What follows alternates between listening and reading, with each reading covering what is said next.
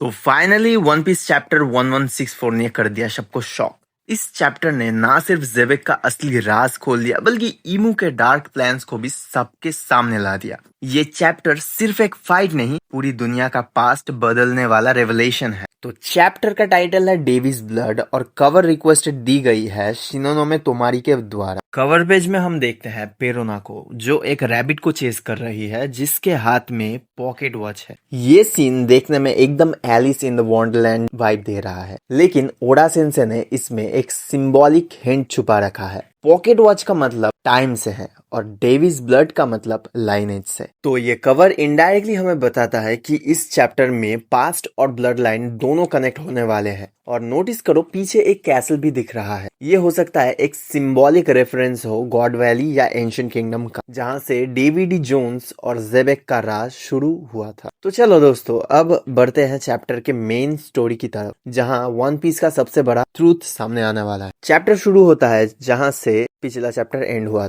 जहाँ पर ईमू ने जेबेक को अपने टेंटिकल्स जैसे कुछ चीज से पकड़ा हुआ है और Roger, Garp, white beard, Kaido and big mom को कुछ समझ में नहीं आ रहा। और रॉजर कहता है कि हम सभी के मोस्ट पावरफुल अटैक भी उस मकड़ी जैसे चीज का कुछ भी नहीं बिगाड़ पाया। तभी ईमू जेबेक को कहता है, भाई तू कितना जिद्दी है, मेरे ऑर्डर्स को अभी तक रिफ्यूज कर रहा है। जेबेक रिप्लाई करता है, हम इंसानों को हल्के में मत ले भाई तू। डेविड जोन्स, यही नाम था पिछले किंग का जिसने पूरी दुनिया को राज किया था। ईमू डरते हुए कहता है, कभी भी नहीं, वो कभी किंग नहीं हो सकता। ये लाइन सुनकर हम व्यूअर्स को समझना चाहिए कि पिछले के जमाने में एक किंग हुआ करता था जिसने पूरी दुनिया को रूल किया था और जिसका नाम डेविड जोन्स था। शायद ईमू ने पिछले वाले किंग को धोखे से मार दिया और खुद दुनिया का राजा बन गया। और ईमू का इंस्टेंट डिनायल हमको इतना तो बता रहा है कि जेबेक जो बोल रहा है उसमें सच्चाई है।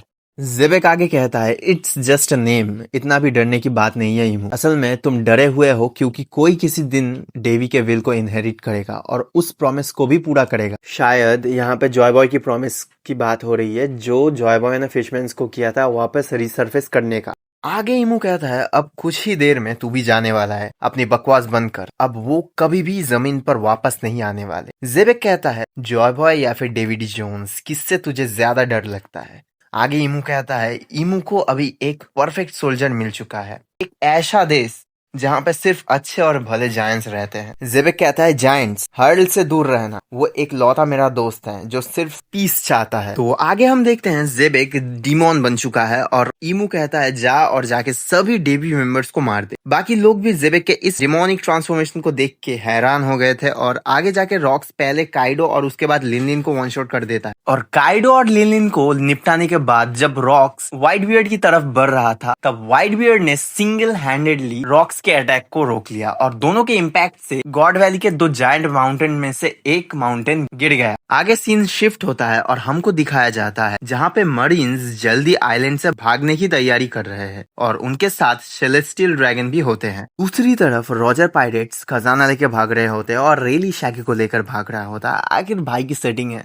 छोड़ के जाएगा किधर। सीन शिफ्ट होता है और इवानकोव एंड कुमा को दिखाया जाता है दूसरे लोगों की मदद करते हुए। और इवानकोव कुमा को कहता है, बस भी कर भाई, आखिर कितने लोगों को और बचाएगा तू, अब खुद की भी जान बचा ले थोड़ा।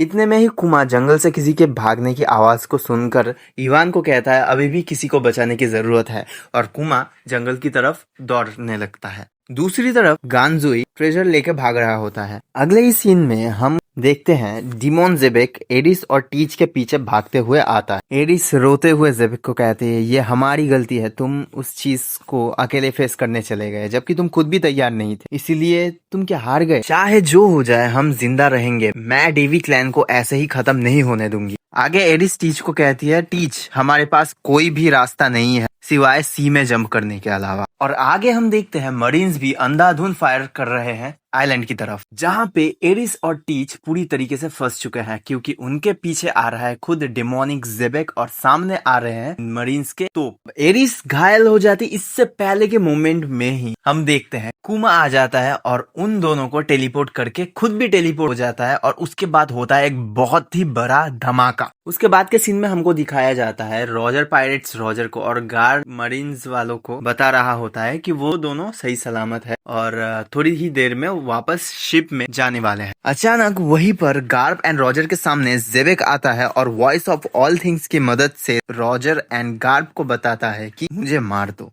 उसे मारने के लिए उन दोनों को Xebec voice of all things का यूज करके बता रहा होता है, क्योंकि इमू को पता नहीं Xebec voice of all things को कंट्रोल कर सकता है।